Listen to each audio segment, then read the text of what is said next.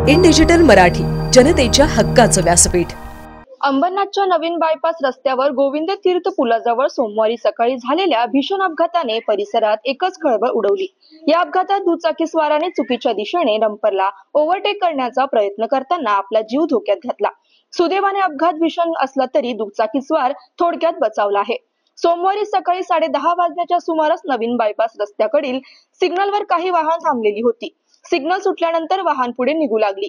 त्याचवेळी यश एंटरप्राइजेस या कंपनीचे 2 रिकामे डंपर शिव मंदिराच्या दिशेने वळण घेत होते। एका दुचाकीस्वाराने डंपरला चुकीच्या दिशेने म्हणजे डाव्या बाजूने ओव्हरटेक करण्याचा प्रयत्न केला।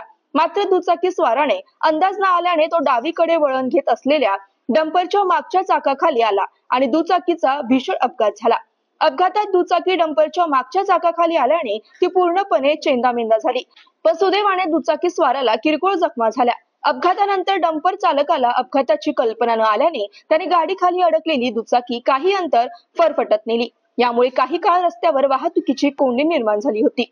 स्थानिक नागरिकांच्या सतर्कतेने आणि पोलिसांच्या वेगवान कार्यवाहीने घटनास्थळी पोहोचून अपघातग्रस्त दुचाकीस्वाराला मदत करण्यात आली। या घटनेमुळे वाहतुकीच्या नियमांचं पालन करणं किती आवश्यक आहे हे पुन्हा एकदा अधोरेखित झालं आहे। पोलिसांनी या प्रकरणाची चौकशी सुरू केली असून नागरिकांनी वाहतुकीचे नियम पाळावेत आणि अशा धोकादायक ओव्हरटेकिंग टाळावीत असं आवाहन केलं आहे।